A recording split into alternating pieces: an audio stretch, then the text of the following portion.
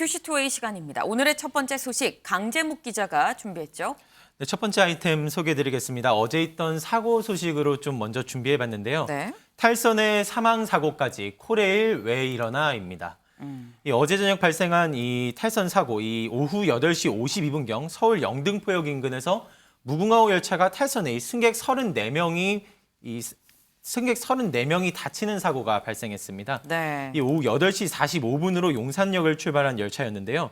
이 영등포역을 진입하던 중 객차 5량과 발전차 1량 등이 총 6량이 선로를 이탈했습니다. 이 승객 279명이 대피하는 소동이 벌어졌고, 이 앞서 말씀드린 것처럼 34명이 경상을 입었습니다. 이 중 21명은 인근 병원으로 이송해 치료를 받았습니다.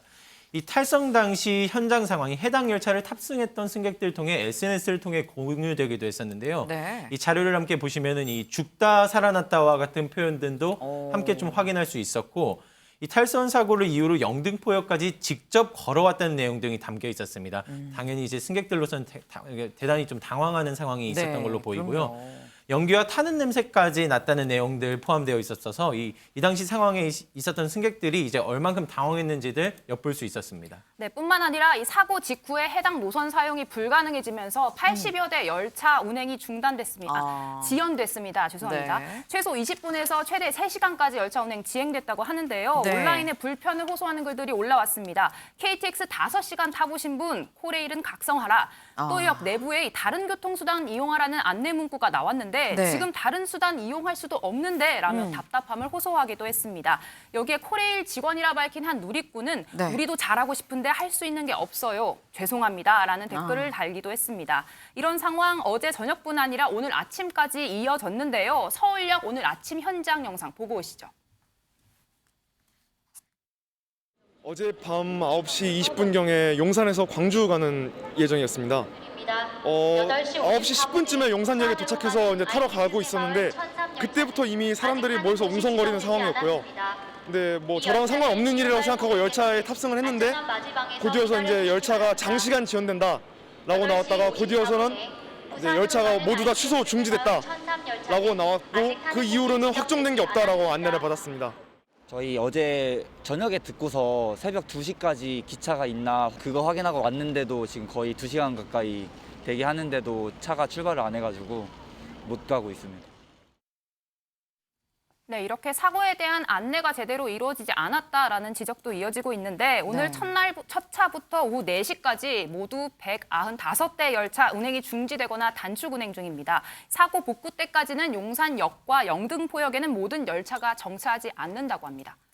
지금 사고가 완전히 복구가 될 때까지는 용산역, 영등포역은 아예 무정차를 지금 하고 있는 상황이라고 합니다. 이도훈 위원님. 네. 지금 이 한 코레일 직원이 단 이 댓글이 있어요. 그러니까 뭐 KTX 5시간 타보신 분 이러면서 이제 누리꾼들이 비판을 하니까 여기에 대해서 한 얘기가 우리도 잘하고 싶은데 할 수 있는 게 없어요. 미안. 뭐 이런 댓글을 달았습니다. 물론 뭐 코레일의 대표적인 뭐 대변인으로서 한 얘기는 아니긴 하겠습니다만 글쎄 저는 이걸 보면서 글쎄 뭐 여기서 같이 한 얘기, 뭐 시스템 개선, 선로 보수 이거 잘하면 되는 거 아닐까라는 그런 생각이 들던데요. 어떻게 보셨습니까? 우선 탈선의 원인은 기본적으로 운행하고 시설에 문제가 있는데 네. 운행은 이제 곡선주로 해서 과속하거나 규정속도 위반인데 당시에는 뭐 정규속도로 달렸기 때문에 이건 이제 문제가 아닌 것 같습니다. 네. 근데 시설에 문제가 남는데 시설은 바퀴, 선로, 그다음에 그 선로 전환기 문제인데 네. 지금 이제 코레일 직원분이 하는 얘기는 바퀴나 선로 문제는 아니다 이걸 좀 강조하시는 것 같아요. 네. 바퀴 문제는 주로 그 정비가 불량했다는 걸 이제 의미하는데 정비 불량 아니다. 선로는 이제 주로 여름철에 많이 이제 하자가 발생하는데 네. 날씨가 너무 더우면은 선로가 휘거나 하는 경우가 있고 그렇지 않아도 조금 문제가 있는데 선로는 계속 그 점검을 하니까 거기 문제가 없었다. 또 지금 여름이 아니잖아요. 그러니까요. 그래서 지금 문제는 아마도 선로 전환기의 문제인 것 같다는 거를 아마 제기하는 것 같아요. 왜냐하면 또 사고 지점을 지날 때 기관차는 지났는데 뒤에 따라오는 객차 6량이 탈선했기 때문에 이건 네. 선로 전환기가 갑자기 오작동을 했거나 고장이 나서 네. 그렇게 기관차와 열차가 분리해서 탈선을 했기 때문에 이 문제고 이 문제는 또 뭐와 연결이 되냐면은 네. 자동화라든지 어떤 그 안전 시스템이라든지 이런 투자 문제와 관련이 되는데 네. 지금 그 코레일이 누적 적자가 18조 원이에요, 무려. 그리고 작년 적자만 1조 8천억 원이에요.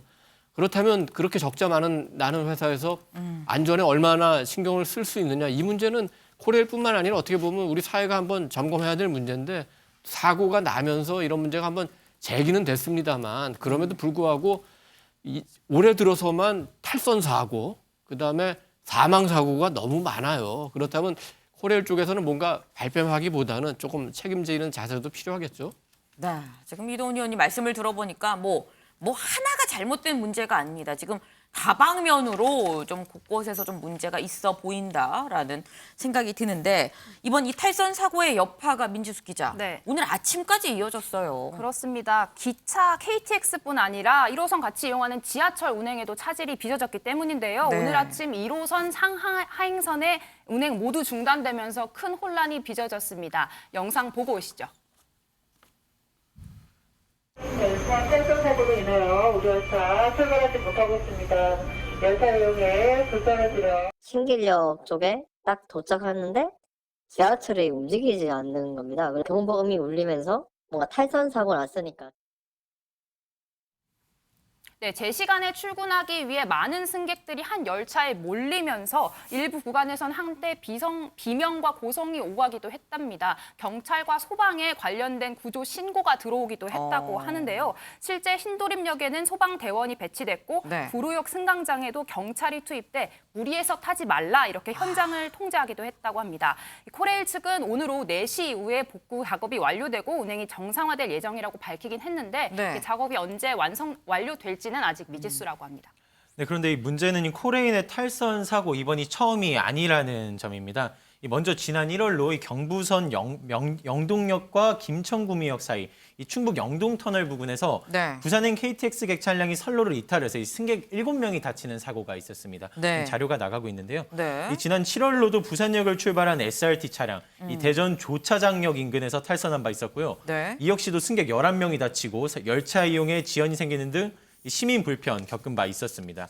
이 마지막으로 이제 어제 사고만 이제 세 번째로 이 복구 작업이 길어지면서 오전까지도 앞서 이제 말씀드린 것처럼 이제 출근 대란이 빚어졌는데 네. 이 외로도 이제 크고 작은 사고까지를 더하면은 이제 탈선 통계가 더 늘어날 수도 있다 이렇게도 알려지고 있는 상황입니다. 지금 저 세 개가 다가 아니라 어쩌면 작은 사안들을 더 모으면 더 있을 수도 있다라는 얘기인 겁니다.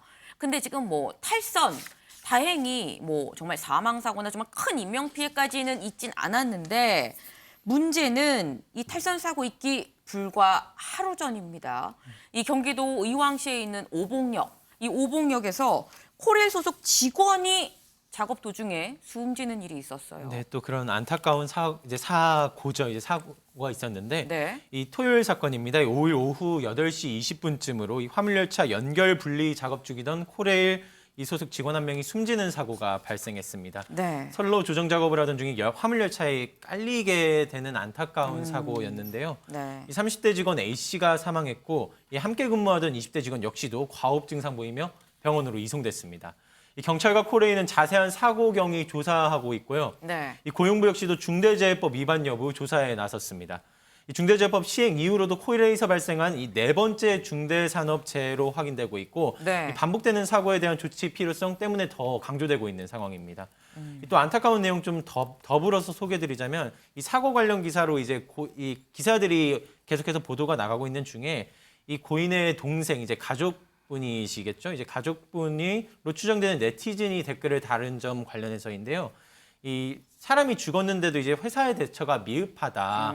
보시는 것처럼 코레일 측이 이제 나몰라라하고 있다. 뭐 억울하다는 입장 좀 보이기도 했고 이 사고 몇 시간 전으로도 이제 이 고인이 되신 분과 통화를 나눈 내용 등 공유하면서 안타까움을 조금 더 더하고 있는 중입니다. 네, 더욱 심각한 문제 방금 전해드린 것처럼 이번 사망 사고가 올해 처음이 아니라는 점입니다. 네. 지난 3월에는 대전의 열차 검수 과정에서 끼임 추정 사고로 근로자 한 분이 숨졌고 네. 이로부터 4달 뒤에는 서울 중랑역에서 배수로 점검하던 근로자 열차에 부딪혀 사망했습니다.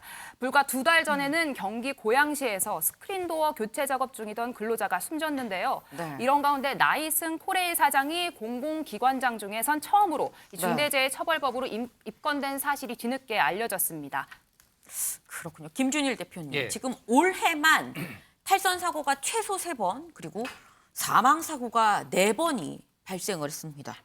코레일 왜 이러는 걸까요? 좀 뭐 아까 이도훈 의원님께서 좀 설명을 해주셨는데 좀 네. 부과를 하자면은 지금 오늘 그 경향신문 보도인데 철도 네. 안전정보 종합관리 시스템에 올라와 있는 그 데이터를 보면은 올해 네. 1월부터 9월까지 21명 사망에 27명 부상이 이제 올라와 있어요. 그래서 네. 이거 말고도 지금 굉장히 크고 작은 사고들이 굉장히 많이 있다라는 겁니다. 네. 그래서 지금 만성 적자가 있고요. 그래서 이제 뭐 노동자 측이나 이런 데에서는 이거를 자동화 시스템으로 좀 바꿔달라라고 하는데 그거 자체가 천문학적인 돈이 들어가니까 안 되는 겁니다.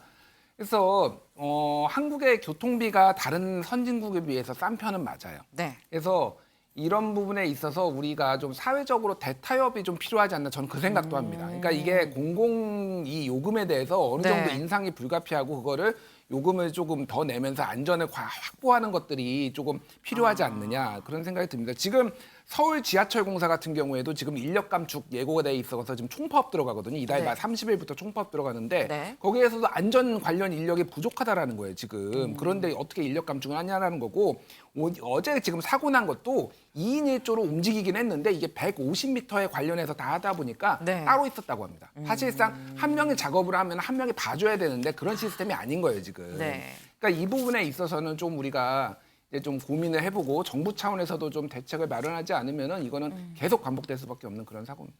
네. 뭐 단순히 뭐 작업을 하면서 그냥 주의하고 뭐 관심을 갖고 이런 문제가 아니라는 말씀입니다. 더 많은 투자가 있어야만 더 많은 안전을 확보할 수 있지 지금으로서는 사실 쉽지 않은 부분이다라는 말씀을 주신 것 같습니다.